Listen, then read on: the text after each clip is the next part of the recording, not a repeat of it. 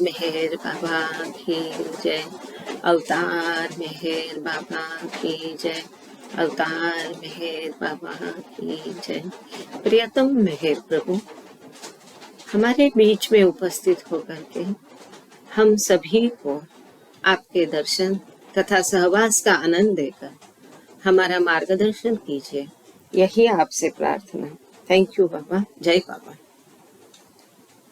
Beloved God, help us all to love you more and more and more and more and still yet more till we become worthy of union with you. And help us all to hold fast to Baba's daman till the very end. अवतार मेहर बाबा की जय। अवतार मेहर बाबा की जय। अवतार मेहर बाबा की जय। जय बाबा। सभी को जय बाबा। एवरीथिंग एंड नथिंग में आज 33 नंबर का लेक्चर से देखेंगे हम। इसका हेडिंग है इन्फिनिट नॉलेज, अनंत ज्ञान। There can not be anything hidden from the one who is everywhere present, for he is everywhere. जो सब जगह उपस्थित है, सब में है, क्योंकि वो सब कुछ है, वो स्वयं ही सब कुछ है, उससे कुछ भी छुपा नहीं जा सकता है, वो सब कुछ जानता है। And it naturally follows that when there cannot be anything hidden from this one, he must also be all-knowing, knowing everything. जब ये स्वाभाविकतया ये समझ में ही आता है, स्वाभाविकतया यह होता है जब वह हर जगह उपस्थित है, कुछ भी उससे छुपा नहीं है, तो उसे सब कुछ पता होगा, वो सब कुछ जानता होगा, उसे सब कुछ ज्ञात होगा, सब कुछ, एवरीथिंग, हर चीज वो जानता होगा, नोइंग एवरीथिंग। जब हम बोलते कि बाबा चमत्कार करते या बाबा ने कैसे मन की बात पढ़ ली या ये सब हम जो बात कहते हैं, तब हमको हर समय इस बात का भान अपने आप को रखना होगा, जानना होगा। जब वो सब में स्थित है और सब में उसमें सब कोई, हर चीज, हर जीव मात्र उसमें है, समाविष्ट है, अंतर्हित है, तो उसके बाहर वो जो टिफिन लेक्चर का आर्क का हमेशा रेफरेंस आता है, देखो इतना बड़ा आर्क दिया था, उसके अंदर सब कुछ है, और वो आर्क मतलब सद्गुरु है, उसके अंदर सब ही समाहित है। जब उसमें सब समाहित है, वो सब में समाहित है, वो स्वयं सब कुछ है, तो उससे कुछ भी नहीं छिपा है। तो इसीलिए जब हम ढोंग करते हैं, पाखंड करते, तो उसे पता चलता है। जब उससे कुछ भी छिपा नहीं है, उसे सब कुछ ज्ञात, तब उसे ऑटोमेटिकली, ये स्वाभाविक है कि उसे सब कुछ ज्ञात है, सबका नॉलेज है, सब उसे ज्ञात है। The infinite knowing is seeing everything at one and the same time and seeing it now. अनंत ज्ञान, इसका अर्थ ये है, अनंत ज्ञान मतलब सब कुछ एक समय, एक साथ सब कुछ देखना और अभी देखना, नाउ, वर्तमान भी नहीं, अभी। जैसे एरेच अंकल बोलते थे, हम भूत नहीं, भविष्य में नहीं, हम वर्तमान में भी नहीं जीते थे, तो हम नाउ में जीते थे, उस क्षण में हम जीते थे। तो जब वो अनंत ज्ञान उसके पास है, वो सब कुछ जानता है, उसे सब कुछ ज्ञात है, इन्फिनिट, अनंत नोइंग है, अनंत जानने वाला है, अनंत ज्ञान जब उसे पास है, तो वो सब कुछ देख रहा है, और उसी समय में, अभी में वो देख रहा है। It is that knowledge which does not begin and does not and. वो ज्ञान ऐसा है कि जो शुरू नहीं होता है और खत्म भी नहीं होता है, which is indivisible and continuous, जो विभाजित नहीं किया जा सकता है, खंडित नहीं किया जा सकता है, जो सतत है, सलग है, लगातार है, and to which nothing can be added and from which nothing can be subtracted. वो ऐसा ज्ञान है जिसमें कुछ भी और अधिक समाहित नहीं किया जा सकता, ऐड नहीं किया जा सकता है, मिलाया नहीं जाता है जा सकता है। उसी प्रकार उसमें से कुछ भी वज़ा नहीं किया जा सकता है, निकाला नहीं जा सकता है, सब्ट्रैक्ट नहीं किया जाता है, माइनस नहीं किया जाता है। स्वाभाविक है, जब वो सर्व ज्ञान है, अनंत ज्ञान है, तभी वो अनंत ज्ञान होगा, क्योंकि उसमें कुछ भी समाहित करने की थोड़ी भी संभावना रहेगी तो वो अनंत ज्ञान नहीं रहेगा। उसमें से कुछ भी निकाला जाएगा तो वो अनंत ज्ञान नहीं रहेगा। वो अनंत ज्ञान है, इसीलिए उसमें कुछ भी ऐड और सब्ट्रैक्ट नहीं होता है। It is that knowledge which makes God at this moment know that which he knew when it occurred countless eons ago। ये ऐसा ज्ञान है जो ईश्वर को ज्ञात कराता है, इस क्षण में ज्ञात कराता है, जो कि उसे पता था, उसे ज्ञात था निर्मिति के साथ ही, युगों के पहले जब वो स्थिति निर्माण हुई तभी से उसे वो पता था। काउंटलेस ईयन अगो, अनंत अनगिनत युगों के पहले से ही उसे वो पता था, ज्ञात था। And makes him know that which will आकर काउंटलेस ईयन्स हेंस, आगे अनगिनत युगों के पश्चात जो घटने वाला है वो भी उसे ज्ञात है। अनंत युगों से अनगिनत युगों के पहले जो घटित हुआ तभी वो उससे, जब घटना हुई, घटने के पहले से उसे वो ज्ञात था। अनगिनत युगों के पश्चात जो घटने वाला है वो भी उसे ज्ञात है।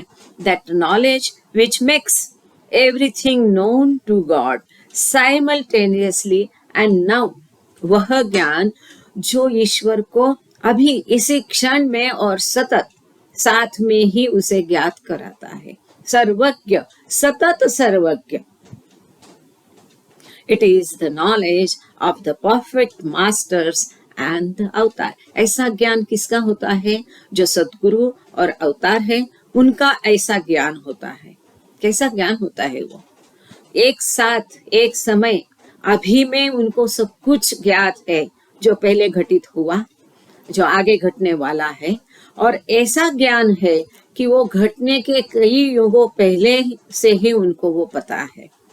In terms simpler to you, it means that which you as individuals know at this moment, I knew eons ago। बाबा कहते हैं आपको समझने के लिए सीधी सादी भाषा में कहना है तो जो अभी आप लोगों को ज्ञात है वो मुझे युगों पहले ज्ञात था। And what you as individuals in ages to come will be knowing at a particular moment, I know now। आप इंसानों को युगों के एज एक व्यक्ति के रूप में, एक व्यक्ति करके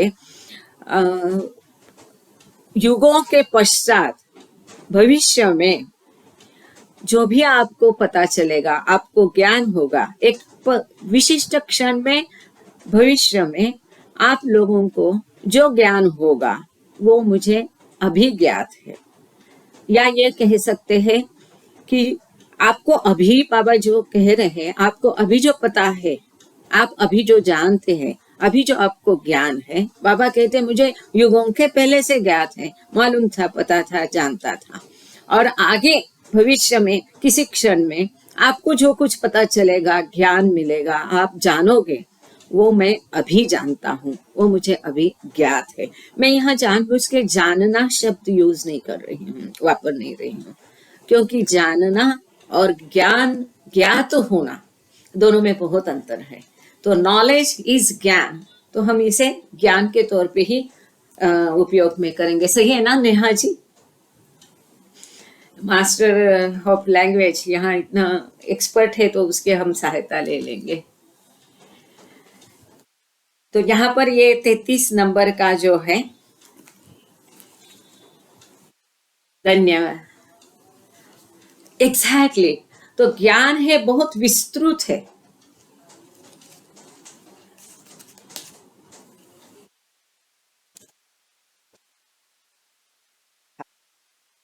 और आध्यात्मिक ज्ञान में ये हमारा भौतिक ज्ञान भी आ ही जाता है। भौतिक ज्ञान में आध्यात्मिक ज्ञान नहीं आता है, लेकिन आध्यात्मिक ज्ञान में सब कुछ समाविष्ट है। तो फिर भी एक बार भाऊजी का ये ट्रांसलेशन पढ़ लेते हैं। अनंत ज्ञान, उस एकमेव परमात्मा से कोई भी चीज छिपी नहीं रह सकती, जो हर जगह उपस्थित रहता है, क्योंकि वह हर जगह व्याप्त है। और इससे यह स्वाभाविक निष्कर्ष निकलता है कि जब इस एकमेव से कोई चीज छिपी नहीं रह सकती, तो उसे अवश्य सर्वज्ञ होना चाहिए, सब कुछ जानना चाहिए। अनंत रूप से जानने का अर्थ है, मतलब ज्ञात होने का अर्थ मैं यहाँ कहूंगी, अनंत रूप से ज्ञात होने का अर्थ है सब कुछ एक साथ देखना और उसे अभी देखना। वह यह ज्ञान है जिसका न प्रारंभ होता है और न अंत होता है। ये बात मुझे बहुत पसंद आई, जो अखंड है और नित्य है, और जिसमें न कुछ जोड़ा जा सकता है और न जिसमें से कुछ घटाया जा सकता है। यह वही ज्ञान है जो परमात्मा को इस क्षण उसकी जानकारी देता है, जिसे वह असंख्य कल्पों पहले घटित होने पर जानता था, या कहेंगे कि ज्ञात था, और जो इस क्षण उसे उसकी जानकारी भी देता है, ज्ञान देता है, जो असंख्य कल्पों के पश्चात घटित होगा। यह वही ज्ञान है जो परमात्मा को एक साथ और सब कुछ की जानकारी देता है। यहाँ लिखा है, लेकिन मैं कहूंगी कि सब कुछ का ज्ञान देता है। यह अवतार और सद्गुरुओं का ज्ञान है। तुम्हारी समझ में आने योग्य शब्दों में इसका यह अर्थ है कि तुम व्यक्तियों के रूप में इस क्षण जो जानते हो, वह मैं कल्पों पहले जानता था, या आप जो जानते हैं वह मुझे कल्पों पहले ज्ञात था। और तुम व्यक्तियों के रूप में युगों बाद किसी खास वक्त जो कुछ जानोगे, वह मैं अभी जानता हूँ, या वह मुझे अभी ज्ञात है। इसके साथ आगे चलते हैं। 34 नंबर बहुत सुंदर, मुझे ये इन्फिनिट नॉलेज, छोटे छोटे हैं लेकिन क्या कहे, भंडार है। और आगे 34 नंबर का है, यूनिवर्सल बॉडी, विश्वात्मक शरीर। इसको भाऊजी ने विश्वव्यापी शरीर लिखा है, या विश्वात्मक शरीर। God's imagination begets universal mind, universal energy and universal body, in which are contained the individual minds, individual energies and individual bodies of everything and being in creation. परमात्मा की कल्पना विश्वव्यापी मन, विश्वव्यापी प्राण और विश्वव्यापी शरीर उत्पन्न करती है, जिनमें सृष्टि के हर एक जड़ और चेतन के व्यक्तिगत मन, व्यक्तिगत प्राण और व्यक्तिगत शरीर समाये रहते हैं। जो परमात्मा का विश्वात्मक शरीर है, यूनिवर्सल बॉडी है, उसमें उसका विश्वात्मक ऊर्जा, उसके विश्वात्मक मन, इसमें हमारा जो व्यक्तिगत मन है, व्यक्तिगत हमारी ऊर्जा है और हमारे व्यक्तिगत शरीर है, ये सब उसमें समाहित है। Universal mind, universal energy and universal body are because of the existence of God's imagination which exist as non-existence within the infinite, eternal and all-pervading existence। यहाँ पर existence बोल्ड लेटर में, ऑल कैपिटल लेटर में लिखा है, all pervading existence. ईश्वर मतलब क्या है? हम पूछते ईश्वर क्या है? एक कल्पना है, लोगों ने ऐसा ही बनाया है, शब्द दिया है। हाँ, शब्द दिया है, उसको कुछ बोलने, भाषा का प्रयोजन ही यही है, उसको समझने के लिए। हर चीज को ये भाषा ऐसे ही उत्पन्न हुई है। हाथ है तो हाथ, ये शब्द दिया गया है इस चीज को। वैसे ईश्वर जो है उसको ईश्वर ये शब्द दिया है, पर ईश्वर क्या है? ईश्वर अनंत चेतना है, एनर्जी है, ऊर्जा है, अस्तित्व है, इज, वो है। उसका ना रंग है, रूप ना, पर वो अस्तित्व है। वही केवल सत्य है, वही खरा अस्तित्व है। बाकी जो अस्तित्व लगता है वो अस्तित्व नहीं, भास है। इसीलिए बाबा ने यहाँ पर एग्जिस्टेंस शब्द को कैपिटल बोल्ड लेटर्स में लिखा है, all pervading existence into bracket God. विश्वव्यापी मन, विश्वव्यापी प्राण, और विश्वव्यापी प्राण मतलब ऊर्जा यहाँ कहना चाहिए, या प्राण ठीक है। विश्वव्यापी मन, विश्वव्यापी प्राण और विश्वव्यापी शरीर परमात्मा की कल्पना का अस्तित्व रहने से ही रहते हैं। जो कल्पना अनंत, नित्य और सर्वव्यापी अस्तित्व इनटू ब्रैकेट परमात्मा में अनअस्तित्व के रूप में रहती है। ये परमात्मा की कल्पना, ये विश्व, इसकी उत्पत्ति, ये परमात्मा की कल्पना है। विश्वव्यापी मन, विश्वव्यापी प्राण और विश्वव्यापी शरीर, ये ईश्वर की इमेजिनेशन, इससे रहते हुए जो कल्पना ईश्वर है उसकी कल्पना भी। एक जगह बाबा ने बोला कि ये माया मतलब ईश्वर की छाया है। ईश्वर अनंत है तो माया मतलब उसकी छाया भी अनंत है। ये बिल्कुल उसी प्रकार अलग शब्दों में दिया है। जो कल्पना अनंत है, नित्य और सर्वव्यापी, ऐसे परमात्मा के अनअस्तित्व के रूप में रहती है। ये जो कल्पना है ये ईश्वर है, उसका अस्तित्व है, लेकिन कल्पना है, कल्पना नहीं है, कल्पना का अस्तित्व नहीं है वो। लेकिन वो कल्पना कहाँ रहती है? ये परमात्मा में ये रहती है। Universal mind, universal energy and universal body are because of the existence of God's imagination. ये जो विश्वव्यापी मन, शरीर और ऊर्जा है, ये ईश्वर की कल्पना के कारण है। ये कल्पना अस्तित्व में है। This God's imagination which exist, ये कल्पना अस्तित्व में है। एज नॉन एग्जिस्टेंस, ये कल्पना अनअस्तित्व में है, अस्तित्व में वास्तव में नहीं है। और ये अस्तित्व में कहाँ नहीं है? विदिन। ये कल्पना भी किसके अंदर है? Infinite, eternal and all pervading अस्तित्व। वो अस्तित्व में कि जो अनंत है, शाश्वत है, सर्वत्र है, ऐसे ईश्वर में उसकी कल्पना है। और ये कल्पना स्वयं अनअस्तित्व है, उसका कोई अस्तित्व नहीं है। आपको एक उदाहरण याद होगा, टिफिन लेक्चर में ये दूसरे इसमें हमने इसको समझाने के लिए एक उदाहरण दिया था कि एक बहुत बड़ा बलून है और उसके अंदर ये छोटे छोटे बलून्स फुला के उसमें डाले गए हैं और फिर ये बहुत बड़ा बलून को फुला के रखा है। उस वही चित्र को बिल्कुल यहाँ नजर के सामने आई है, क्योंकि ये पैराग्राफ जो है ट्विस्टिंग है, डिफिकल्ट है, कि कल्पना है लेकिन वो अस्तित्व नहीं, उसका कोई अस्तित्व नहीं। और ऐसे होते हुए उसका अनअस्तित्व ये ईश्वर की जो अनंत अस्तित्व में समाहित है। I hope I could convey it. I don't know. I'm not sure.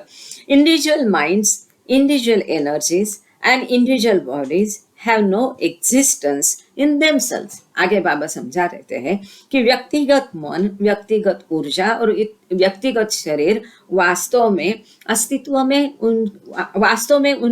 अपने आप में कोई अस्तित्व उनका नहीं है, but exist only as effects। ये परिणाम है किसका? इन एग्जिस्टिंग नॉन एग्जिस्टेंस, अस्तित्व में नहीं होने का में इनका अस्तित्व है। मतलब उसका अस्तित्व किसमें है? कल्पना में है।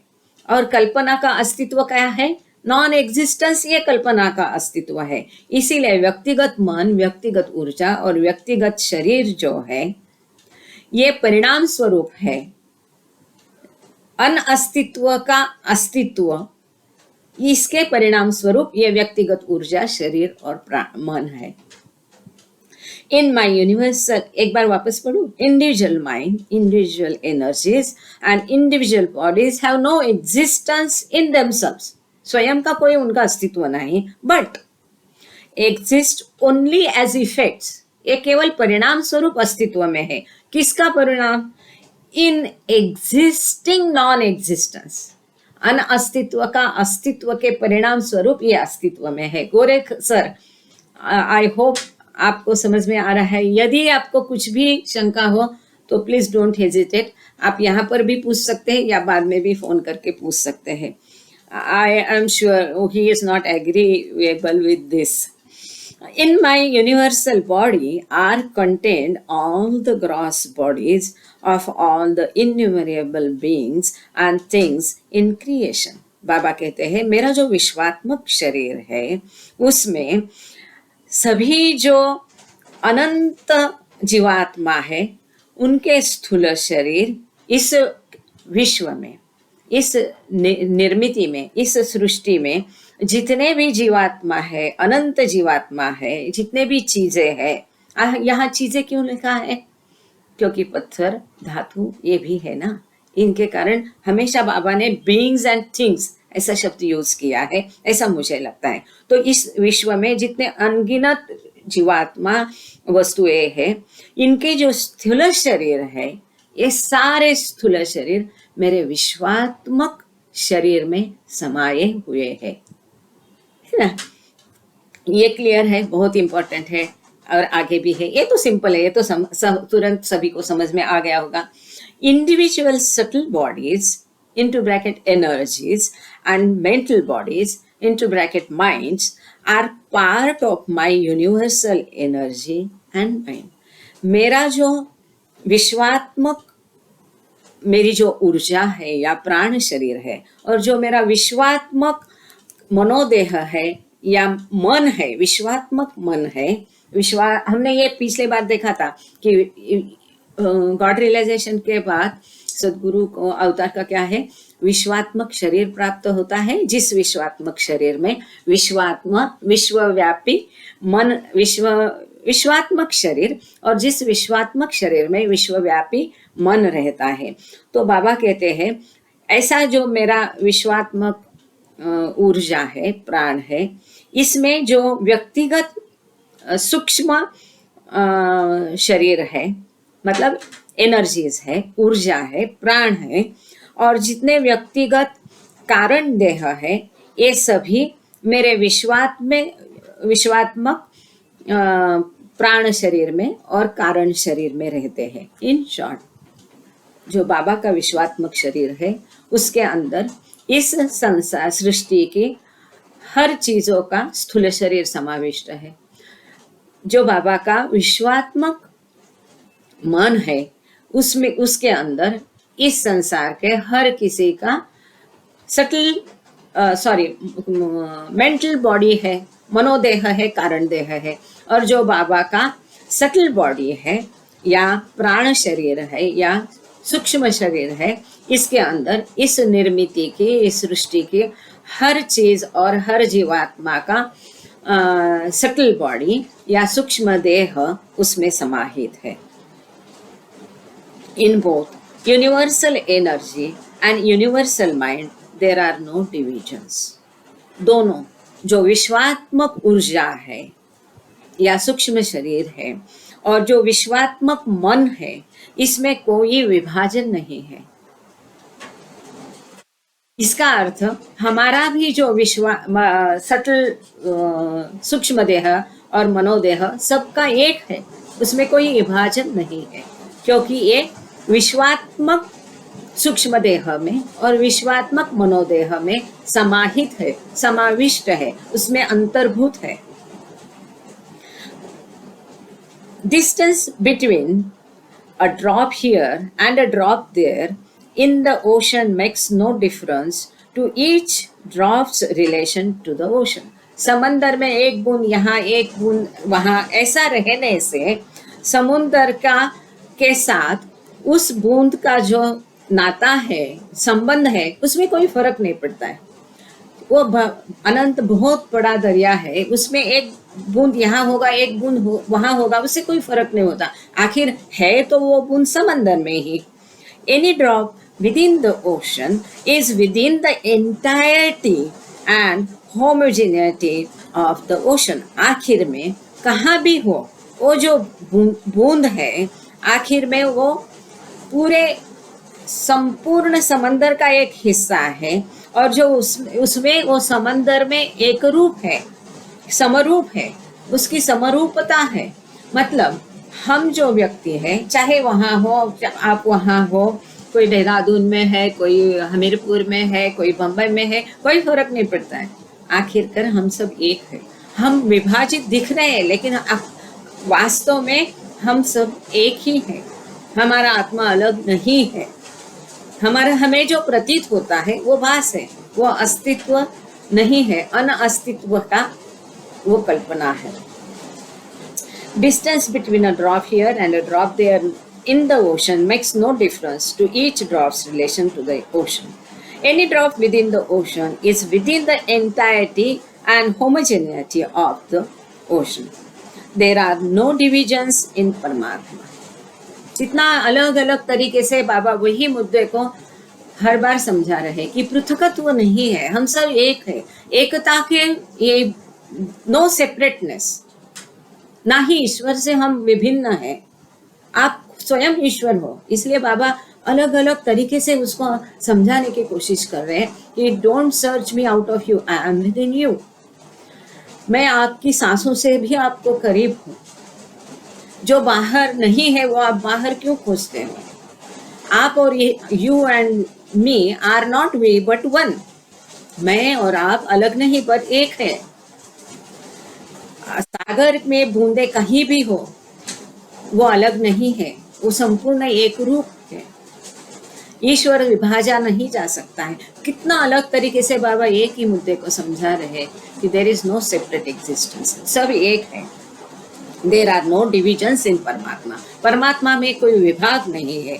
Only the one indivisible ocean of reality exist as eternal existence. यदि परमात्मा में डिवीजन नहीं है तो क्या है? तो ओनली वन इंडिविजिबल ओशन, एक ही एक, जो विभाजा नहीं जा सकता है। ऐसा जो समंदर है, जो अनंत है, इटर्नल है, सदैव है, शाश्वत है, ऐसा एक ही अस्तित्व है और वही एक वास्तवता है, बाकी कुछ भी नहीं है। ये जो है प्रभाग, भाग, अलगाव, डिवीजन, ये सब भास है, निर्मित है। यदि आप चाहते तो इसको भी पढ़ लें एक बार कि ये क्लियर है। एक बार इसको पढ़ लेते भाऊजी के इसमें से। व्यक्तिगत मनों, व्यक्तिगत प्राणों और व्यक्तिगत शरीरों का स्वतः कोई अस्तित्व नहीं होता, किंतु वे विद्यमान अनअस्तित्व के अंतर्गत केवल परिणामों के रूप में रहते हैं। मेरे विश्वव्यापी शरीर में सृष्टि के जी जी अब बोलिए। हाँ बोलिए नेहा जी, बोलिए। हाँ, ऊर्जा। हाँ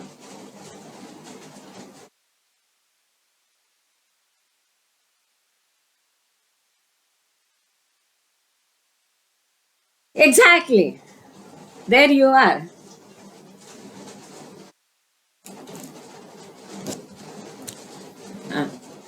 से मिले हुए हैं, क्योंकि हम सभी ऊर्जा के रूप में हैं। Exactly. क्योंकि हम इन दो आंखों से देखते हैं, इसलिए हमें सब स्थूल में दिखाई देता है। और जब हमारी आई ओपनिंग होना शुरू होती है तो वो ऊर्जा के रूप में और वो एनर्जीज के रूप में जब सब कुछ दिखाई देने लगता है तो वो समझ में आता है कि दरअसल हम एक सागर और तरंगों के बीच में ही रह रहे हैं। तो ये बाबा ने बतलाया है पूरे उसमें, पर सरल हिंदी में ये अर्थ है इसका। बिल्कुल तो बढ़िया, thank you so much Neha जी।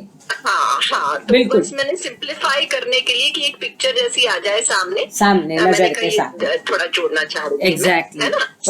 परमात्मा नहीं बिल्कुल मोस्ट वेलकम। परमात्मा एक अनंत ऊर्जा है और परमात्मा से हम अंश निकले, उसका हम आत्मा मतलब हम परमात्मा का अंश समझते हैं। यह आत्मा है। तो जी, परमात्मा यदि ऊर्जा है तो हर इंडिविजुअल भी उसका एक अंश है, छोटा अंश है, पर वो विभाजित जी, नहीं जी, है। हाँ, वो अनंत है, ये भी अनंत है, पर हम अपने आप को उस रूप में नहीं देख पा रहे क्योंकि वो संस्कारों की धूल हमारे एने पे जमी है, हाँ, इसके कारण। बिल्कुल सही, यही अलग अलग वही हाँ, बात को। नहीं हम स्थूल आंखों से देखते हैं ना, आंखें जो हमारे पास है वो स्थूल आंखों से देखने वाली है, तो हमें सब कुछ स्थूल दिखाई देता है, और सारी जो परेशानी आती है वो यही आके आती है कि जब तक हम उतना ग्रो नहीं कर पाते, हम इस चीज से रिलेट ही नहीं कर पाते कि बाबा जो कह रहे हैं सागर या समुद्र की बात कह रहे हैं, तो वो कैसे है, पर दरअसल हम तरंगों के बीच में ही बैठे हुए हैं। नहीं, सागर की बात को बाबा ने पहले एक जगह बहुत अच्छे से समझा, हम उसको कर चुके हैं कि बाबा ने कहा कि ईश्वर क्या है।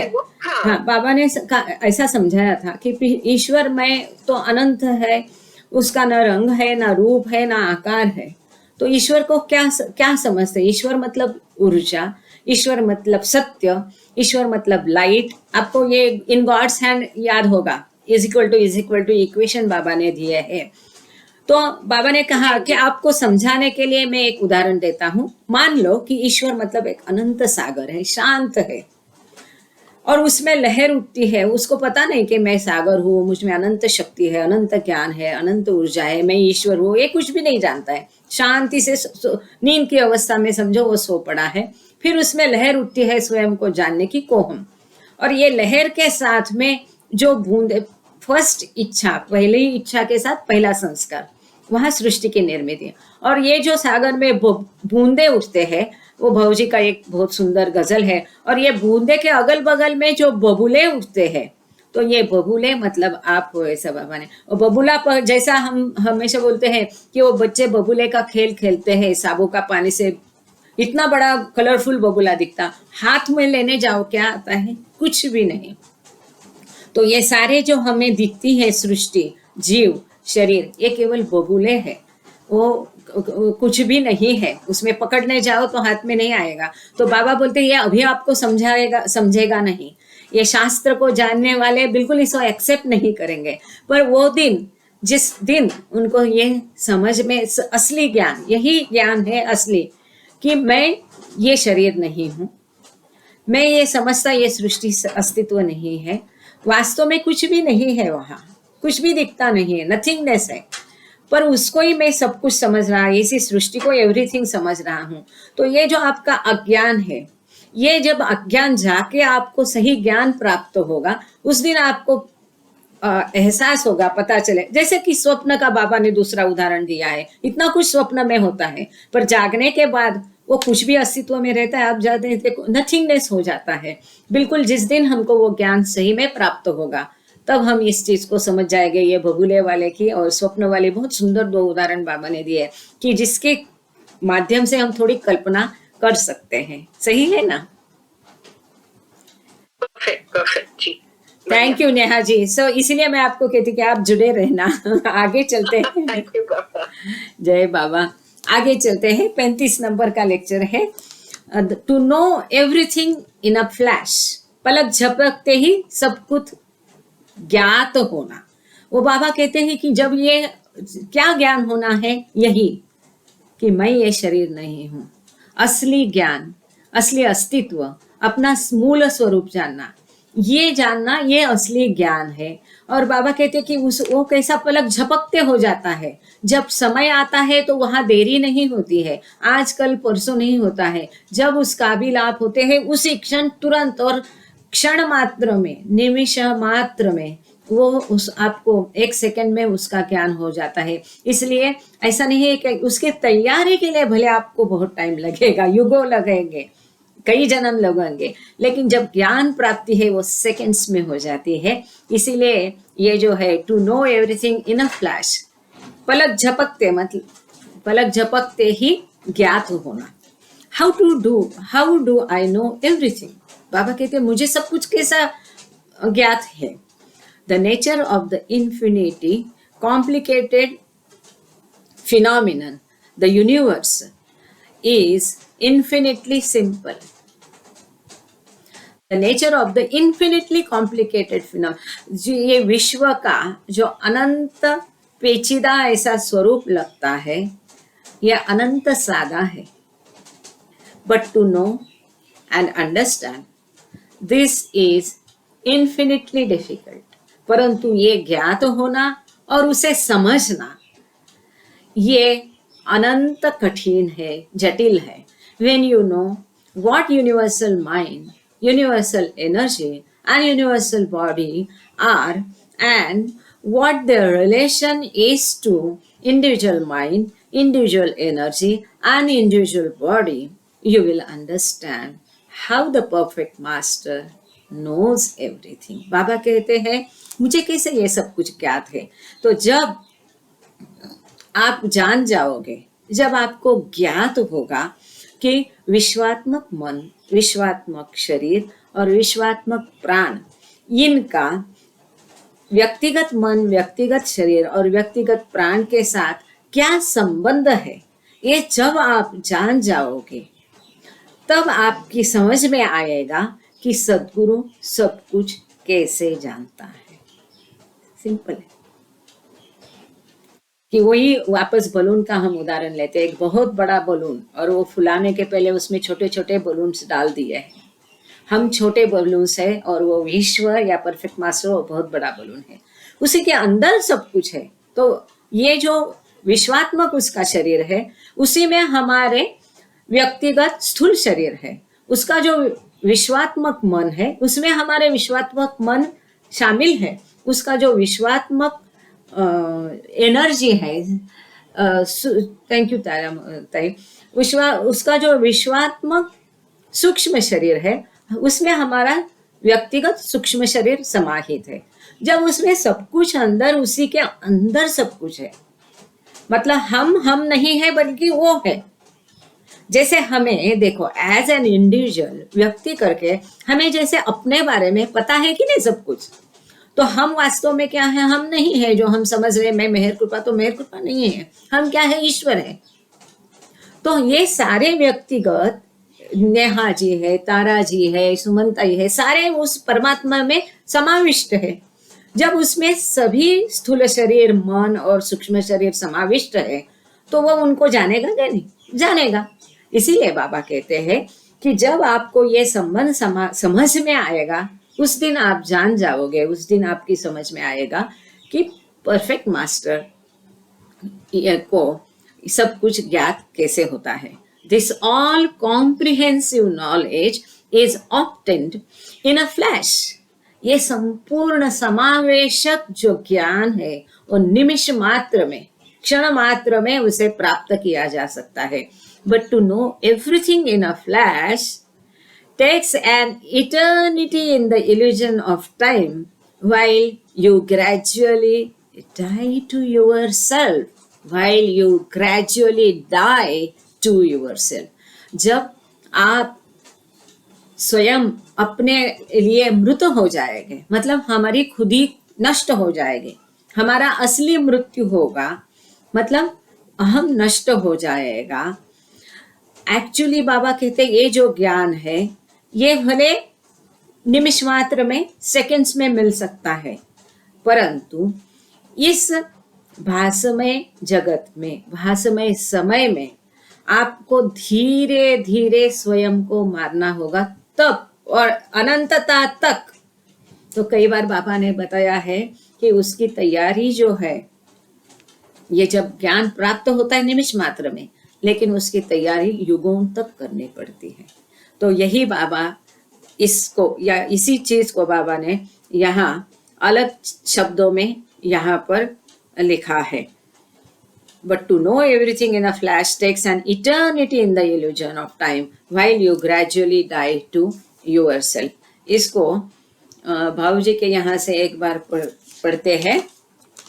यह सर्वव्यापक ज्ञान पलक मारते प्राप्त हो जाता है, लेकिन सब कुछ को पलक मारते जानने के लिए भ्रमरूपी समय में अनंत काल लग जाता है, जब तुम्हारा अहम क्रमशः मर जाता है। This dying to yourself means completely losing yourself in God to find yourself as God. अपने आप को, अपने स्वयं रूप को, स्वयं को ईश्वर जानने के लिए आपको स्वयं को ईश्वर में पूर्णतया मरना होगा। अब पूर्णतया अपने आप को समर्पित करना पड़ेगा, खोना दे आपको, लूजिंग, अपने आप को खोना है ईश्वर में। अपने आप को ईश्वर में खोना है, इसका मतलब हमारी इच्छाएं, वासनाएं, लोभ, क्रोध, अहंकार, द्वेष, सब कुछ मिटाना है। सब कुछ उसमें समाहित कर दे, उसमें अर्पण कर देना है। धुनी का अर्थ क्या है? उसमें सब कुछ जला देना है। हमारा मनोनाश होगा, हमारे सब संस्कार मिट जाएंगे और हमारा नाश, अहंकार का नाश होगा। अहंकार का नाश कंप्लीटली होता नहीं, पर हमारा अहंकार का जब मूलोच्छेद होगा तब इसका अर्थ हमने ईश्वर में अपने आप को खो दिया है।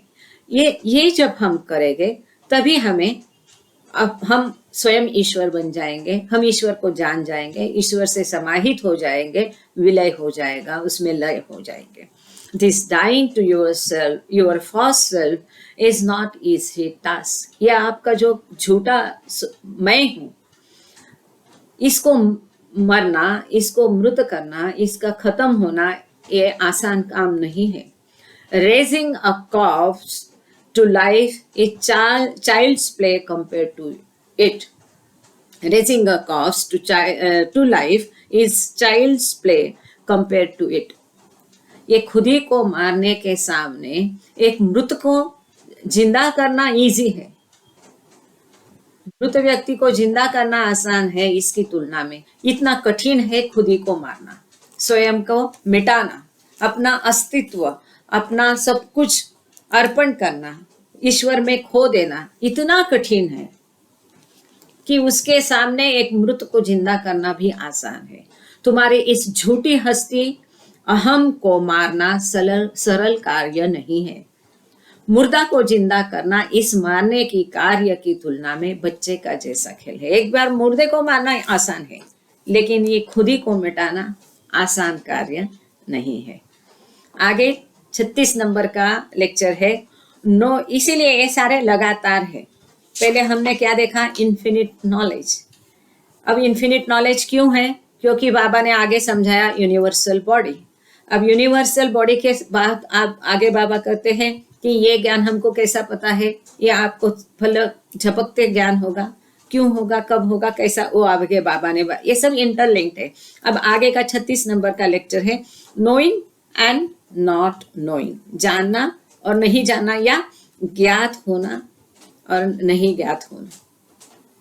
Being the highest and becoming the lowest, I manifest knowledge and assume ignorance at the same time.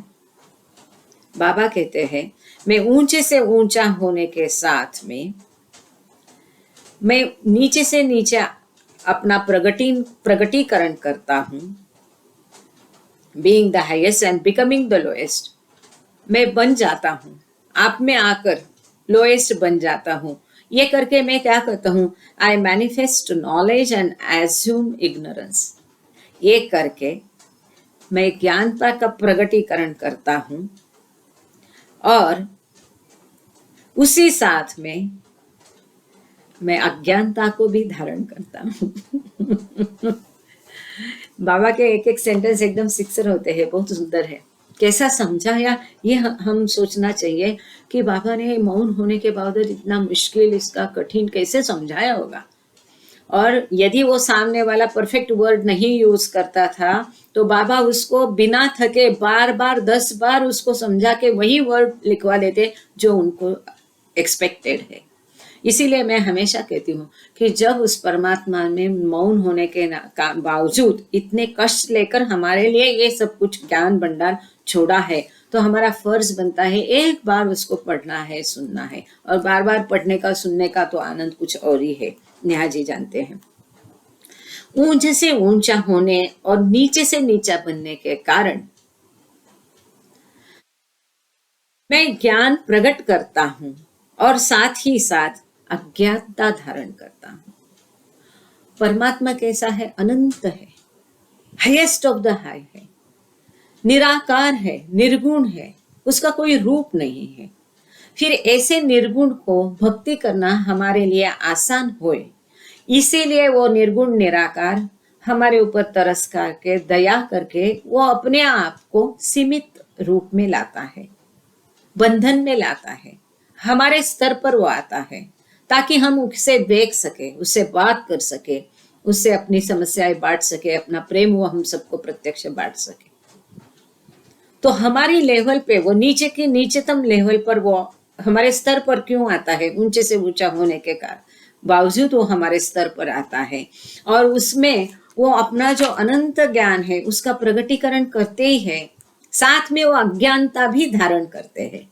क्योंकि जय बाबा सुमंतरी, जय बाबा अहिंसा, जब वो ऊंचे से ऊंचा होकर भी सीमितत्व में, अनंत होकर भी सीमितत्व में अपने आप को बांध देते हैं, तब वो अनंत ज्ञान तो है ही, पर जब वो मानव देह में आता है तो मानव देह के सारे नियम उनको भी लागू होते हैं।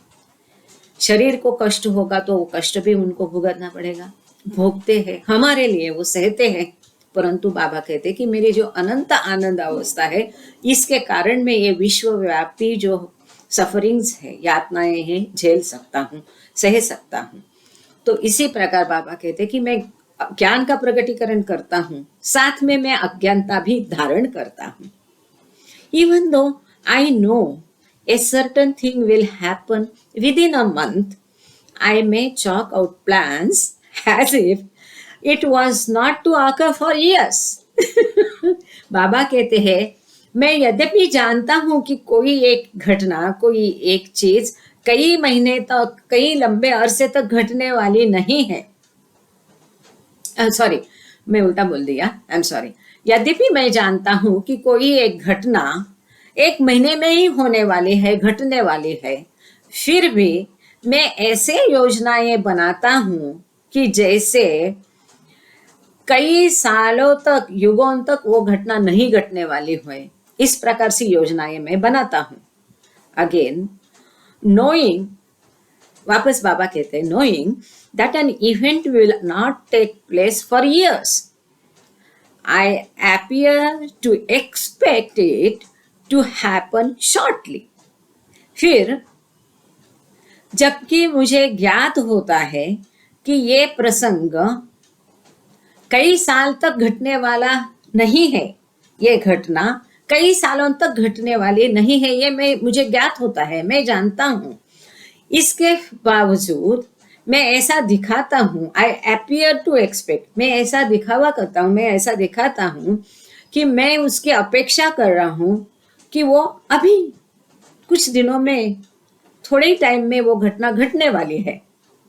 मुझे क्या है, मैं जानता हूं कि कई सालों तक ये नहीं होने वाला है, फिर भी मैं ऐसा बहाना करता हूं कि जैसे वो अभी घटने वाली है।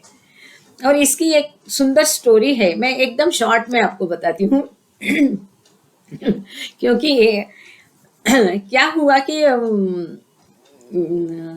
अचानक बाबा ने मनी माई को बुलाया और मनी माई को बताया कि देखो ये एरज सुनता नहीं है, विश्वास करता नहीं है। बाबा ने बताया कि बताओ मैंने क्या बताया अभी। तो उन्होंने बोला, रिपीट किया, बाबा ने बताया कि something great will happen in the month of May, है कि ऐसा बाबा ने बताया।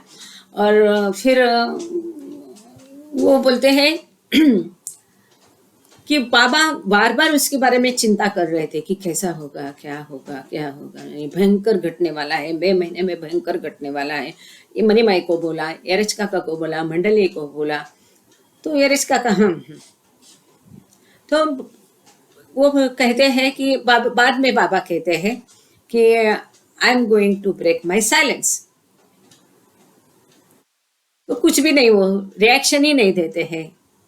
मनी माई कहती कि वो पत्थर जैसे बैठे रहते हैं, उसमें कोई ये नहीं रहता है। फिर भी बाबा बोलते देखो ये कैसा ऐसा मठ जैसे बैठा है, मैं इतना कह रहा हूँ कि मैं मेरा मौन खोलने वाला हूँ, तभी एरज पर उसका कोई प्रभाव ही नहीं है, उसका कोई परिणाम ही नहीं है। ऐसा सुन रहे हैं कि जैसे सुना कि नहीं सुना, ऐसा उनका भाव था। वापस मंडले हॉल में आके बाबा सबको बता रहे, मैंने इसको बताया कि मैं मेरा थोड़े ही दिन में मैं मेरा मौन खोलने वाला हूँ। सब लोग सुनते हैं, शांत बैठते हैं बाबा की मंडली, और एरेज काका भी शांत बैठते हैं। तो फिर बाबा फिर सबको सबके सामने उनको बोलते हैं, वापस मनी को भी बताया, उनको भी बताया, फिर वहां पर भी बाबा बोलते हैं कि देखो मैं बता रहा हूँ उसको कि मैं मौन खोलने वाला हूँ, फिर भी उसके ऊपर कोई भी फर्क नहीं पड़ रहा हूँ। तो फिर आखिरकार एरेज काका कहते हैं कि बाबा आप मौन खोलो नहीं खोलो, मुझे क्या फर्क पड़ता है, आप जो कह रहे हैं मैं कर रहा हूं ना। उन्होंने कहा था कि लेटर लिखे सबको बता दो। सॉरी, मैं दो घटना को एक किया, मैं यहाँ थोड़ा रुकती हूँ। तो बाबा को एरेज काका कहते हैं कि मुझे क्या फर्क पड़ता है, जो आप कह रहे हैं मैं लिख रहा हूँ ना, आप मौन तोड़ो नहीं तोड़ो मुझे कोई फर्क नहीं पड़ता है। उनमें कोई, और बाबा ने कभी मौन तोड़ा नहीं, हमको पता है, और इन लोगों को भी बाबा की मंडली काफी हद तक जान चुके थे। ऐसे ही बाबा ने एक उनको पत्र लिखने को बोला, जिसका मैं शुरुआत किया था। वो बुला के बोला कि सबको लेटर डालो कि एक भयंकर घटना महीने में घटने वाली है, और फिर भी उनमें कोई फर्क नहीं है। तो बोले उनमें कोई कुछ भी नहीं दिखाता है। तो बाबा क्या करना है, आपने बोला ना घटने वाले, ठीक है आपने बोला सबको लिखो, मैंने लिख दिया, सबको लेटर डालना था, वो घटना कभी घटी नहीं। तो ये जो है बाबा, वास्तव में बाबा ने कभी मौन तोड़ा नहीं। जो बाबा ने कहा था भयंकर कुछ घटने वाला है, और बाबा रोज उसके विषय में सवेरे दोपहर में शाम को दिन में 4 बार उसको, अरे बाप रे कैसा होगा, अभी मई महीने में वो घटने वाला है, क्या वो नहीं बताते थे भयंकर घटने वाला है। नहीं, वो तो और बात थी। ये और बात है कि एक समय में ये 58 के बाद की बात है शायद की, तो मई महीने में कुछ घटने वाला है। नहीं, खैर आप उस तरह से उसको रिलेट कर रहे तो वेरी वेल। तो हाँ,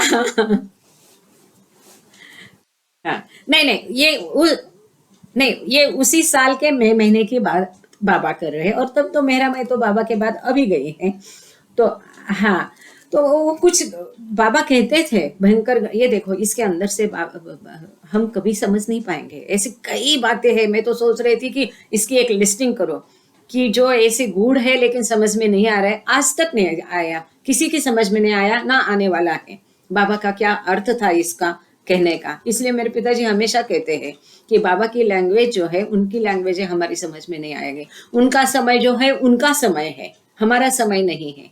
यदि वो कहते हैं कि मैं मौन तोड़ूंगा, तो उनका समय के हिसाब से, जो हम ईश्वर इतने खर्ग इतने वर्ष इतने बोलते हैं ना, उसके लिए इतना दिन मतलब ये इतने साल मतलब एक दिन होता है, वैसा टाइप का कुछ हो सकता है। तो कहने की बात, वो घटना कभी घटी नहीं है, पर बाबा ऐसा बोलते थे कि अभी घटेगी अभी घटेगी। तो ये है, वो अज्ञानता दिखाते थे। या मैं बहुत, ये लोग बोलते बाबा क्यों चिंता करते, कुछ नहीं होगा कुछ नहीं होगा, ऐसा ये बाबा को समझा देते थे। बाबा बोलते अच्छा कुछ नहीं होगा फिर ठीक है। तो ये जो है अज्ञानता दिखाना, इसको मैं समझाने के लिए ये बताया। इन ज्ञान into bracket knowledge there is अज्ञान, नॉन नॉलेज और इग्नोरेंस। ज्ञान में अज्ञान समाहित है, ज्ञान में अज्ञान का समावेश है, समाहित है, उसके अंदर वो इंक्लूड है, परंतु अज्ञान में ज्ञान नहीं है। समझ में आया ना, वो हम स्कूल में पढ़ते थे ना कि इसमें ये है, मतलब देश में राज्य है, लेकिन राज्य में देश है। ये देश है, बहुत बड़ा देश है, उसके अंदर राष्ट्र है, उसके अंदर राज्य है। मतलब जैसा एक बड़ा पतीला है, उसके अंदर छोटा पतीला आ सकता है, लेकिन छोटे पतीले के अंदर बड़ा पतीला आएगा नहीं आएगा। बिल्कुल उसी प्रकार इन ज्ञान देयर इज अज्ञान, ज्ञान में अज्ञान भी समाविष्ट है, सब कुछ है ना। बट इन अज्ञान देयर कैन नॉट बी ज्ञान, लेकिन अज्ञान में ज्ञान समाविष्ट नहीं है, समाहित नहीं है। Having all knowledge on the highest level, I can assume full ignorance on your level. सभी ऊंचे से ऊंचे स्तर पर पूरा सभी ज्ञान होने के बावजूद मैं आपके स्तर पर अज्ञान दिखाता हूँ। In fact I am infinite knowledge. वास्तव में बाबा कह रहे मैं अनंत ज्ञान हूँ। And as such I know what is to happen even after hundreds of years. मैं सर्वज्ञ होने के कारण शतकों सैकड़ों वर्षों के पश्चात क्या घटने वाला है ये भी मैं जानता हूँ। वो मुझे ज्ञात है, जानना नहीं, ज्ञान का अर्थ अलग है। तो ये मुझे ज्ञात है। Yet I profess ignorance while I am on your level. इसके विपरीत जब मैं आपके स्तर पर होता हूं तो मैं अज्ञान स्वीकार करता हूं, अपनाता हूं या अज्ञान का बहाना करता हूं। Even on the gross plane and in ordinary circumstances knowledge and ignorance can be manifested simultaneously. Baba कहते हैं स्थूल जगत में, स्थूल भूमिका में और सामान्य स्थिति में भी ज्ञान और अज्ञान साथ में ही प्रकट हो सकता है, can. For instance you say I do not know how to swim. Baba कहते उदाहरण के लिए आप कहते हैं कि मुझे पता नहीं कैसा तैरना है। This implies that you know that you do not know how to swim. इसका अर्थ यह है कि आपको तैरना नहीं आता, यह आपको ज्ञात है ना। Were you not know that you do not know, you could not have had this understanding. आपको ज्ञात नहीं है, आपको मालूम नहीं है, इसका ज्ञान ही आपको नहीं होगा तो वो समझदारी नहीं आएगी। आपको मालूम है कि आपको तैरना नहीं आता है, मतलब आपके तैरने का अज्ञान का आपको ज्ञान है। This is knowledge of ignorance. यह अज्ञानता का ज्ञान है। मुझे ये चीज नहीं मालूम है, इसका मालूम होना, मुझे ये चीज पता नहीं है, उसका ज्ञान होना, यह अज्ञानता का ज्ञान है। In this same way I, who am knowledge itself, manifest ignorance of knowledge. इसी प्रकार मैं जो स्वयं ज्ञान हूँ अज्ञानता का बहाना करता हूँ, प्रकट करता हूँ। मैं manifest ignorance of knowledge, मैं ज्ञान का अज्ञानता प्रकट करता हूँ, ज्ञान की अज्ञानता प्रकट करता हूँ, दिखाता हूँ, ज्ञान की अज्ञानता प्रकट करता हूँ। Knowing all, I seem not to know. सब कुछ पता होते हुए, जानते हुए, ज्ञात होते हुए मैं दिखाता हूँ कि मुझे मालूम नहीं है। At one and the same time, उसी समय में एक साथ ही मैं ज्ञान और अज्ञान दोनों को प्रकट करता हूँ। जो हम देखते हैं ना, हम जो देखते हैं कि बाबा पूछते थे कि क्या हुआ, कहाँ से आए, आपका नाम क्या है, कल ठीक से खाया क्या, या कोई बोल रहा है कुछ हुआ तो क्या हुआ बताओ। तो बाबा कई बार इसका भी बाबा ने स्पष्टीकरण किया है। आपको कोई दिक्कत है, अब जब बाबा के पास आप जाते हैं, आप स्वयं नहीं बोल रहे हैं, अब जब बाबा ने पूछा कि क्या हुआ, क्या दिक्कत है बताओ, तो बाबा बोलते मुझे तो, मैं ऑल नोइंग हूँ, फिर भी जब मैं आपसे कहता हूँ आपके कष्ट बताने के लिए, तब इसमें आप स्वयं जब अपनी जुबान से आपके कष्ट, आपके हालात बयान करते हो तो आपके संस्कार कम हो जाते हैं। ऐसा मैंने कहीं तो पढ़ा है। हमेशा मैं भी सोचती थी कि बाबा तो ऑल नोइंग है, फिर भी बाबा क्यों पूछते हैं, बाबा तो जानते हैं, फिर भी बाबा को इंट्रोडक्शन, बाबा ने जैसे वो ग्रुप बनाए थे और हर ग्रुप का एक क्या बोलते हैं, मुखिया या चार्जमैन या लीडर बनाया था, नेता, और उसने अपने ग्रुप के सभी मेंबरों का बाबा को इंट्रोडक्शन कराना था। इसके ऊपर भी बाबा का एक सुंदर लेक्चर हमने देखा था कि मुझसे परिचय कराना जरूरी है नहीं है, इंट्रोडक्शन नाम का वो लेक्चर था। अच्छा, आगे का लेक्चर है 37 नंबर का, विल एंड वरी, बहुत सुंदर है ये भी, इच्छा और चिंता। बहुत सुंदर है, मतलब चिंता से मुक्त होने का बहुत सुंदर उपाय इसमें बाबा ने बताया। Will and worry. अभी तक हम ज्ञान के बारे में, ज्ञान, अज्ञान, अनंत ज्ञान, ज्ञान होके अज्ञान दिखाना, पलक झपके ज्ञान कैसा हो जाता है, सब कुछ जानते हुए अनजान कैसे बन जाते हैं, क्यों बनते हैं, उसका टेक्निकल जो है यूनिवर्सल माइंड, यूनिवर्सल बॉडी, मतलब विश्वात्मक शरीर, विश्वात्मक मनोदेह और सूक्ष्म देह, इसके अंदर सब समाहित ये हम अभी देखा। अब आगे 37 नंबर का है विल एंड वरी, इच्छा और चिंता। Duality implies separateness. जहां द्वैत है वहां पृथकत्व है। Separateness causes fear. अलगत्व के कारण डर पैदा होता है। कॉजेस कारण है। हाँ, ये शब्द देखो बहुत सुंदर बाबा ने यूज किए हैं। ड्युअलिटी इम्प्लाइज, मतलब द्वैत में पृथकत्व अंतर्भूत है। इम्प्लाइज इसके अंदर है, जहां द्वैत है वहां पृथक उसमें समाहित है। Separateness causes fear. पृथकत्व डर का कारण है। डर का कारण पृथकत्व है, अलगत्व है। कॉज है, डर का कारण है अलगाव। फियर मेक्स वरी, मतलब ये इम्प्लाइज, कॉजेस एंड मेक्स, ये तीनों शब्द का कितना सुंदर उपयोग किया है।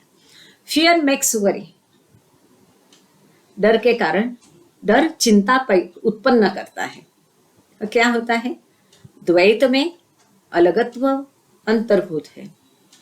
अलगत्व डर का कारण है, भय का कारण है, और भय के कारण भय चिंता को निर्माण करता है। The way of oneness is the way to happiness. Separateness भूल जाओ, हम सब एक है करो, ये रास्ता है आनंद का, हैप्पीनेस का, खुशी का रास्ता है oneness. The way of manyness is the way to worry. अलगत्व जो है, अनेकत्व जो है, पृथकत्व है, ये जो है ये रास्ता चिंता का रास्ता है। I am the one who has no second, so I am eternally happy. मैं ऐसा एक हूं कि मेरा दूसरा नहीं है, इसके लिए मैं सदैव अनंतता तक मैं खुश हूं, आनंदी हूं। You are separate from your self, so you always worry. आप अपने आप से अलग हो, इसके लिए आप चिंता करते। आपका जो स्वयं है, जो मूल है, मूल रूप है आपका, उससे आप भिन्न, अपने आप को आपने अलग कर दिया है। आप इस भासमय शरीर को स्वयं बोल रहे हैं, अपने स्वयं को, मूल स्वयं को आप भूल गए हैं, उससे आप अलग हो गए, इसके लिए आप चिंता करते हो। कितना सुंदर, मुझे तो बहुत पसंद आया। I am the one who has no second, I am eternally happy. You are separate from yourself, so you always worry. To you, what you see is absolutely real. To me, it is absolutely false. आप जो देखते हैं, आप उसी को सत्य मानते हैं, मेरे लिए वो भास है, असत्य है। I alone am real, and my will governs the cosmic illusion. मैं केवल मैं ही सत्य हूं, और ये जो अहिकता है, भ्रम है, माया है, इस पे मेरी इच्छा शासन करती है। केवल मैं ही सत्य हूं और इस माया पे केवल मेरी इच्छा शासन करती है। कितना सुंदर है।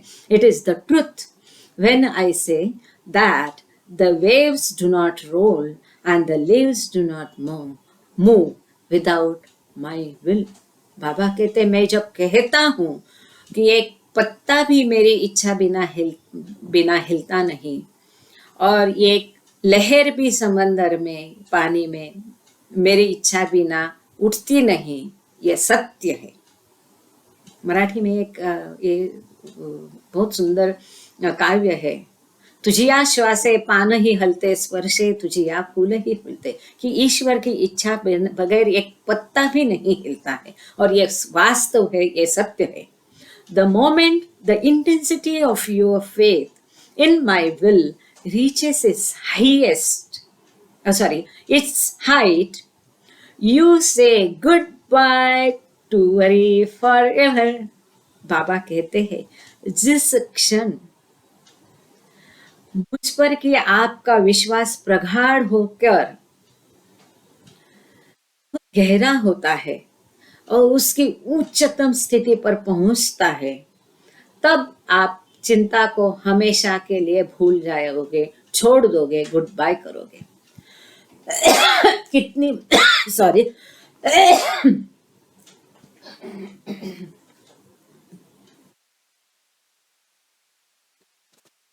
कितनी महत्वपूर्ण बात कही है बाबा ने, हाउ नॉट टू वरी।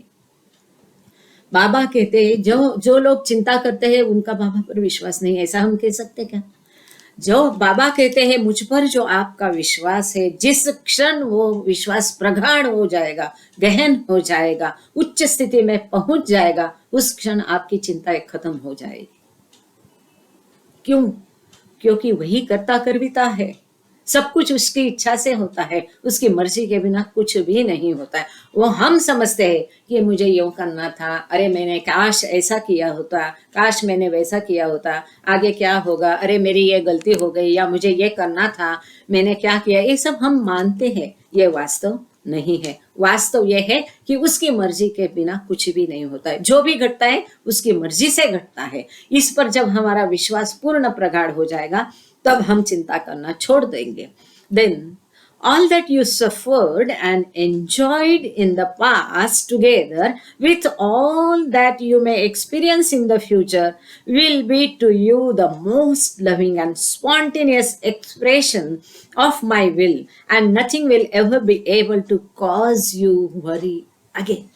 ऐसा जब होगा, जब आप मुझ पर पूरा प्रगाढ़ विश्वास, उच्चतम पूरा विश्वास रखोगे, प्रगाढ़ विश्वास रखोगे, और तब आप चिंता करना छोड़ देंगे, और तब आप चिंता करना छोड़ देंगे, तब क्या होगा कि आपने भूतकाल में जो भी सहा है और जितना भी एंजॉय किया, आनंद उठाया, वो, और भविष्य में आप जो भी सहने वाले हो और जो भी आनंद लेने वाले हो, वो सब कुछ मेरे प्रेम का एक प्रकटीकरण है, प्रेम का कारण है, मेरे expression, spontaneous expression of my will.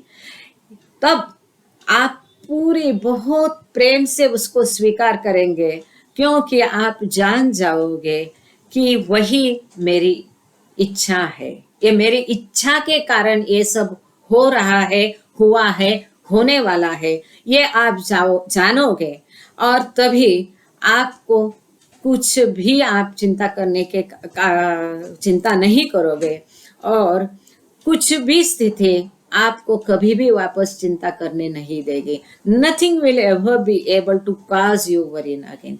जब आप ये जानोगे कि ये सब कुछ मेरे इच्छा के कारण है, spontaneous expression of my will, ये सब कुछ मेरी इच्छा के कारण है, और तब आप ये सब कुछ पूर्ण प्रेम से स्वीकार करोगे। जो भी आपने सहा है, खुशियाँ उठाई है, आप जो भी सहने वाले हो या खुशियाँ आनंद लेने वाले हो, ये सब आप मेरी इच्छा के कारण है, ये जान जाओगे, तब दुनिया की कोई चीज़ आपको व्यथित नहीं करेगी, कष्ट नहीं देगी, कोई आपको चिंता रहेगी नहीं, आप पूरे चिंता मुक्त हो जाओगे। तो चिंता मुक्त होने के लिए क्या समझना है?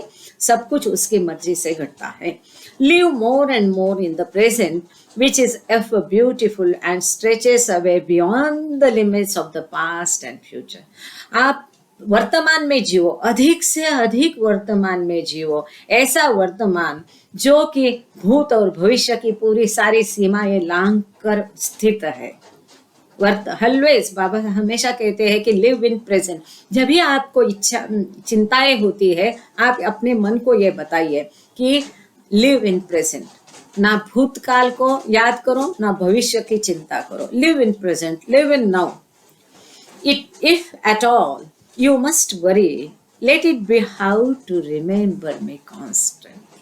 आपको यदि चिंता ही करनी है, बाबा कहते हैं, तो इस बात की चिंता करो कि मुझे आपसे अधिकाधिक कैसे याद करोगे। इस बात की चिंता करो कि मैं बाबा को नहीं कैसे भूलूं, मैं कैसे बाबा को सतत स्मरण करूं। इस बात की चिंता करो।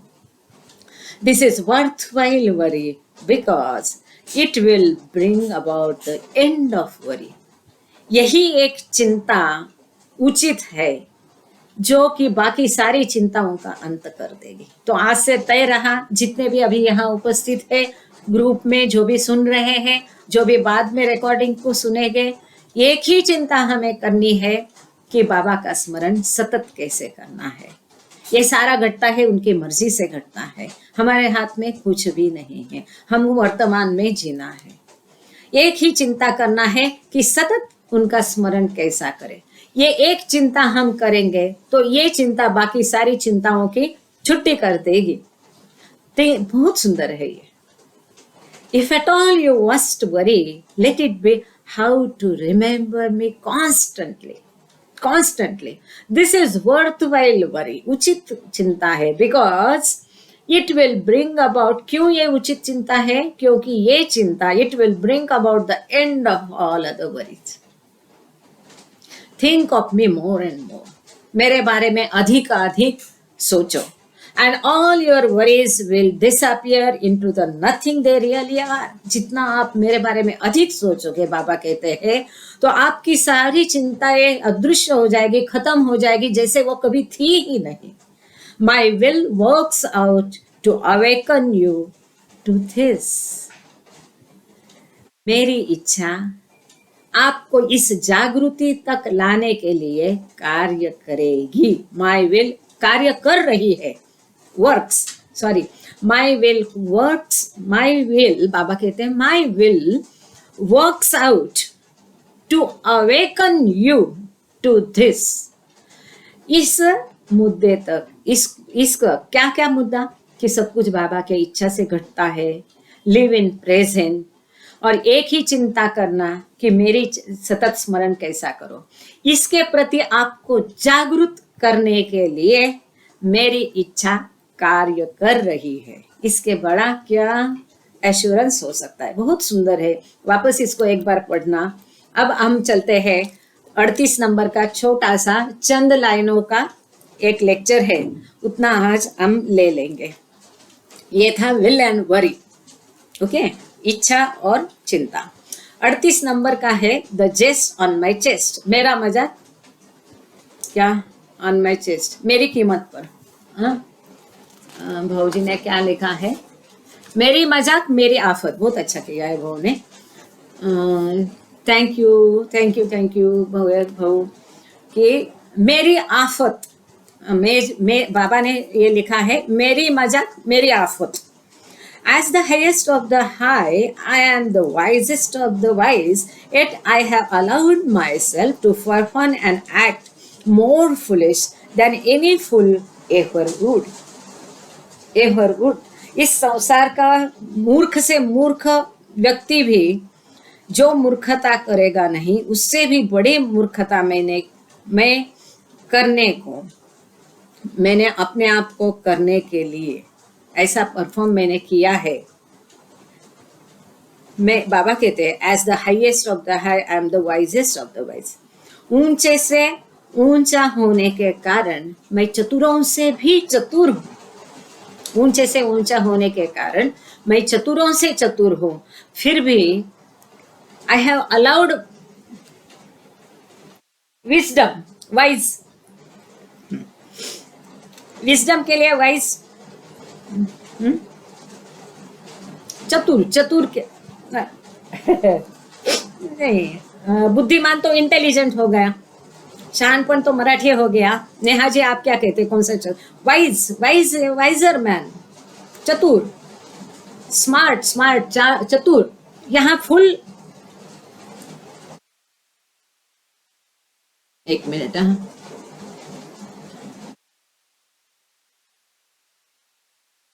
नहीं, यहाँ ज्ञान नहीं, नहीं, यहाँ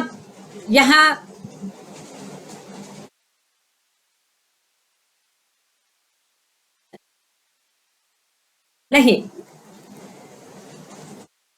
जी, प्लीज प्लीज. सुनीता जी है यहाँ पर, वो हमारी मदद करेगी. सुनीता जी निगम. हाँ, श्याम सुंदर जी बोलिए. जय बाबा. हाँ, अच्छा, होशियार जो गोरे सर ने बताया वो सही हो. विकास जी बोलिए.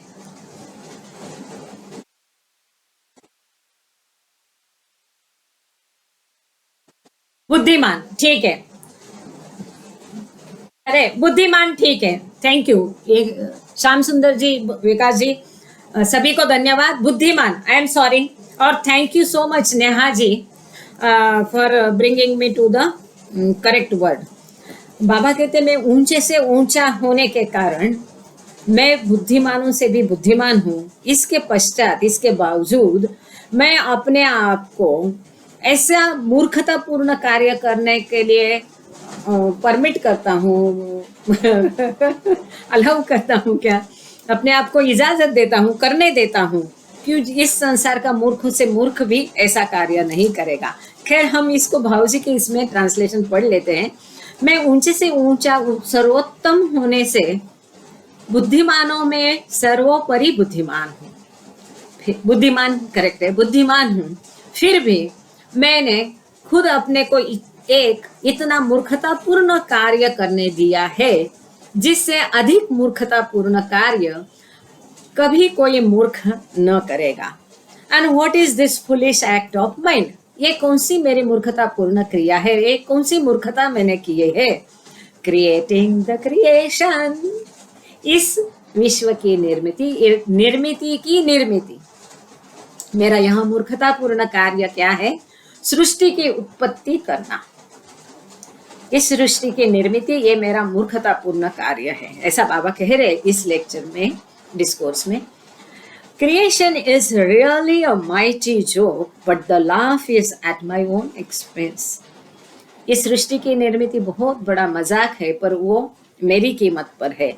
And now the jest is proving a burden on my chest. लेकिन ये मजाक जो है मेरे सीने पे बहुत बड़ा बोझ बनकर खड़ा है। Sometimes I am so tired, I feel like going to sleep for 700 years. बाबा कहते हैं मैं कभी कभी इतना थक जाता हूँ कि मुझे लगता है 700 साल तक सोने जाऊं। To the full, a foolish act is most natural and effortless. मूर्ख के लिए एक मूर्खतापूर्ण कार्य कृति बहुत स्वाभाविक और सहज रहती है। But can you imagine the most wise exerting himself and stretching out to perform an act which is opposite to his attribute of wisdom? मूर्ख के लिए तो मूर्खता करना स्वाभाविक है, सहज है, परंतु जो स्वयं इतना बुद्धिमान है, अत्यंत ज्ञानी होने के बावजूद उसे ऐसा मूर्खतापूर्ण कार्य करने के लिए स्वयं को प्रयास करने पड़ते हैं। मूर्ख के लिए मूर्खतापूर्ण कार्य करना अत्यंत स्वाभाविक और प्रयास रहित होता है। लेकिन क्या तुम उस स्थिति की कल्पना कर सकते हो जिसमें अत्यंत ज्ञानी स्वयं प्रयास करता हुआ ऐसा कार्य करने को आगे बढ़ता हो जो उसके ज्ञान के गुणों के विपरीत है? क्योंकि वो ज्ञानी है, उसके गुण ज्ञान के हैं, और फिर भी उसको मूर्खतापूर्ण कार्य करना है तो उसको कितना कष्ट सहना पड़ता है वो करने के लिए। That is why I say you can have no idea of what I mean when I say I am tired. इसीलिए बाबा कहते हैं कि आपको कोई कल्पना की भनक तक नहीं रख सकती है। जब मैं कहता हूँ आपको उसको अर्थ भी नहीं समझेगा। जब मैं कहता हूँ कि मैं बहुत थक गया हूँ, it is beyond human understanding, यह मनुष्य की समझ के परे है। और बाबा ने ये कई बार आखिरी दिनों में 68 में वगैरह तो बाबा ने ये कई बार कहा है, मैं इतना थक गया हूँ, मैं बहुत सह रहा हूँ, मुझे बहुत परेशानी हो रही है, ऐसा बार बार बाबा कहते थे। और उसके बारे में एक छोटी सी हकीकत है शायद, लेकिन अभी हमारे पास समय नहीं, या 2 मिनट में कह देती हूँ। बाबा इतना बार बार तकरार करते थे कि बहुत तकलीफ हो रही है, मुझे बहुत तकलीफ हो रही है। अब डॉक्टर बहुत कोशिश करती थी, पर उसको शंका आने लगी कि मैं जो दे रही है ट्रीटमेंट वो सही है कि नहीं। फिर उसने सोचा कि कोई और डॉक्टर को हम कंसल्ट करते। वो मेहराजाद में पॉसिबल नहीं था क्योंकि वो शहर से दूर था। जब वो पूना में गए गुरु प्रसाद में 3 महीने के लिए रहने के लिए, तब जाके उन्होंने डॉक्टर ग्रांट को बुलाया और बाबा को चेक करने के लिए कहा। जब उन्होंने डॉक्टर ग्रांट ने बाबा को देखा तो बाबा एकदम रेडिएंट, बहुत प्रसन्न, सुंदर लग रहे थे इतना। और डॉक्टर ग्रांट आने के बाद बाबा ने उनको ही पूछना शुरू किया, ओ मैं आपको मिलके कितना खुश हूँ, आइए बैठिए, कैसे है आप। बाबा उनको पूछ रहे, बाबा डॉक्टर देखो बहुत मजा किया प्रसंग है। बाबा उनको पूछ रहे कि आप कैसे हैं, आपका स्वास्थ्य तो ठीक नहीं लग रहा है, क्या आप बराबर खाते नहीं हैं, क्या आप बराबर सोते नहीं हैं, क्या आपका बराबर विश्रांति नहीं होता है। तो हर चीज को वो बोलते गए, हाँ बाबा नाइट ड्यूटी वो डॉक्टर है, हाँ बाबा नाइट ड्यूटी करनी पड़ती है, हाँ बाबा आराम नहीं होता है, हाँ बाबा खाना ही दिन भर खाता नहीं, कभी खाते जो भी खाता है। तो हर चीज को बाबा उनको बोलते गए, ऐसा आराम करो, ऐसा खाना खाओ, ऐसा इतना इतना सो जाओ, आपकी फैमिली कैसी है, सब कुछ पूछने के पश्चात वो इतना खुश हो गए, उसी बातों में उलझ गए और निकल गए वहां से। तो बाबा ही उनके डॉक्टर बन गए। और फिर वो डॉक्टर ग्रांट गोहर को बोलते कि your patient is absolutely all right. और उन्होंने कोई मौका ही नहीं दिया गोहर को कुछ बताने का, पूछने का, बोलने का। और उनको बाबा कह रहे हैं कि मैं 9 महीने के बाद मौन तोड़ूंगा, जबकि उनको कोई डॉक्टर ग्रांट को दिलचस्पी नहीं थी कि बाबा मौन तोड़े कि नहीं तोड़े। और उनको जाने दिया। और जाने के बाद फिर डॉक्टर गोहर बोल रही है कि बाबा, वो दौड़ने लगे उनको बताने के लिए कि अरे ऐसा ऐसा है, बाबा को ये तकलीफ होती है। तो बाबा बोलते हैं उनको जाके बताओ मैं 9 महीने बाद मौन तोड़ने वाला हूँ। वो दौड़ के गई बताने के लिए कि, तो वो डॉक्टर वो गोहर को ऐसा करके बोल रहा है, doctor don't get excited, relax. तो और जैसे वो गया, वो और बाबा वापस डॉक्टर गोहर बाबा के पास गए तो बाबा भाई ऐसे मुंह झुका के फिर कंप्लेन करने लगे, बहुत दर्द हो रहा है, बहुत मेरी हालत खराब है, मुझे ठीक नहीं है, कुछ करो ना। तो फिर डॉक्टर गोहर बोलती, हाँ बाबा ठीक बाबा, मैं मेरा मेडिकल का बुक निकाल के देखती हूँ, इसका कोई इलाज है क्या। तो ये बाबा बहुत सहे है। और जो उनकी नजदीक की मंडली है उन्होंने देखा है, फिर भी ये हमारी समझ के बाहर है। खैर हम यहाँ रुक जाते हैं। Thank you Baba, thank you all, thank you Ketaki. और आज प्रेयर, जय बाबा, मुझे याद आना है केतकी किसको प्रेयर दी, सॉरी आज हमने प्रेयर किसको दी, हाँ श्याम सुंदर जी, जय बाबा। श्याम सुंदर जी आप प्रेयर करेंगे, आप तीनों प्रेयर, आप वीडियो और ऑडियो, आपका माइक दोनों चालू रखिए प्लीज, वीडियो भी चालू रखना प्लीज, ताकि मैं कोशिश करती हूँ इसको ये लैपटॉप में रिकॉर्ड करने की। हाँ जी हाँ जी हाँ जी। और तीनों प्रेयर, हाँ जी आप तीनों प्रेयर बोलना, फिर अहिंसा या केतकी दोनों में से कोई आरती बोलेगा। ओके वो परवरदिगार, जय बाबा। परवरदिगार, the preserver and protector of all. You are without beginning and without end, non-dual, beyond comparison, and none can measure you. You are without color, without expression, without form, and without attributes.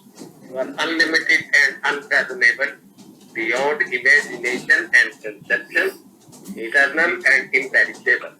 You are indivisible and none can see you, but with eyes divine. You always were, you always are, and you always will be. You are everywhere, you are in everything, and you are also beyond everywhere and beyond everything. You are in the firmament and in the depth. You are manifest and unmanifest on all planes and beyond all planes. You are in the three worlds and also beyond the three worlds. You are imperceptible and independent. You are the creator, the Lord of Lords, the knower of all minds and hearts. You are omnipotent and omnipresent. You are knowledge infinite, power infinite, and bliss infinite. You are the ocean of knowledge, all-knowing, infinitely knowing, the knower of the past, the present, and the future, and you are knowledge itself. You are all-merciful and eternally benevolent. You are the soul of souls, the one with infinite attributes. You are the trinity of truth, knowledge, and bliss. You are the source of truth, the ocean of love. You are the ancient one, the highest of the high. You are Prabhu and Parmeshwar, You are the beyond God and the beyond God also. You are Parbrahm, Allah, Ilahi, Yazdan, our Mazak, and God the Beloved. You are named Jesus, the only one worthy of worship. अवतार मेहर बाबा की जय। अवतार मेहर बाबा की जय। आदि सचेतन एक शांति निकेतन पश्चाताप प्रार्थना प्रार्थना रागी ना ओ सॉरी इट्स ओके। हाँ प्रायश्चित प्रार्थना हाँ हाँ रिपेंटेंस प्रेयर। अजय बाबा, श्याम सुंदर जी, आप रिपेंटेंस प्रेयर शुरू करिए प्लीज। हाँ जी, हाँ हाँ, sorry. Most merciful for all our sins, for every thought that was bad, or unjust, or unclean, for every word spoken that ought not to have been spoken, for every deed done that ought not to have been done. We repent for every deed and word and thought inspired by selfishness, and for every deed and word and thought inspired by hatred. We repent most especially for every lustful thought and every lustful action, for every lie, for all hypocrisy, for every promise given but not fulfilled, and for all slander and backbite. Most especially also, we repent for every action that has brought ruin to others, for every word and deed that has given others pain, and for every wish that pain should befall others. In your unbounded mercy, we ask you to forgive us, O God, for all these sins committed by us, and to forgive us for our constant failure to think and speak and act according to your will. Avtar Meher Baba ki jai. Beloved God, help us all to love you more and more and more and more and still yet more till we become worthy of union with you. And help us all to hold fast to Baba's daman till the very end. अवतार मेहर बाबा की जय। अवतार मेहर बाबा की जय। आदि सचेतन शांति निकेतन आदि सचेतन शांति निकेतन नमो ब्रह्मा मेरे प्रभु आरती अपन मेरे प्रभु आरती अपना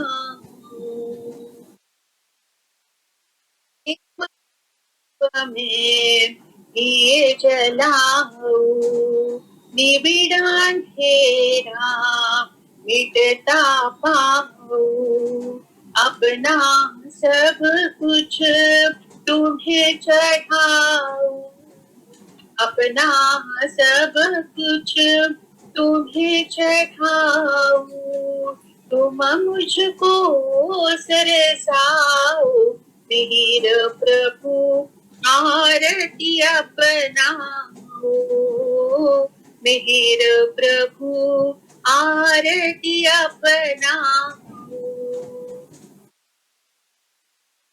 जीवन की हर सांस हमारी बन जाए प्रभु गति तुम्हारी ये करुणा कर लीला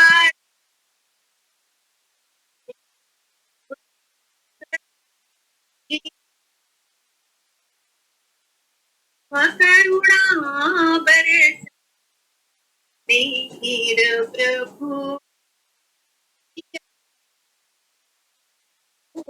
मेरे प्रभु आरती अपना बने आरती जीवन मेरा बने आरती जीवन मेरा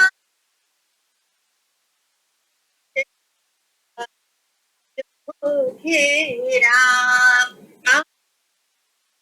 का जय हो खेरा खुले नयन और दिखे सवेरा खुले नयन और दिखे सवेरा मुझ में छा जा वीर प्रभु आरती अपनाओ प्रभु आरती अपनाओ आदि सचेतन केतन चेतन शांति केतन नमो ब्रह्मो आओ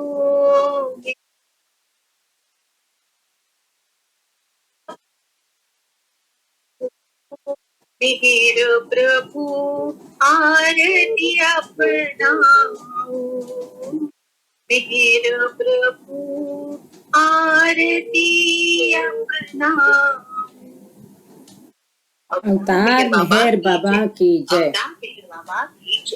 अवतार मेहर बाबा की जय। खूप छान, जय बाबा। बहुत सुंदर प्रेयर, थैंक यू। जय बाबा, मैं जय बाबा। जय बाबा।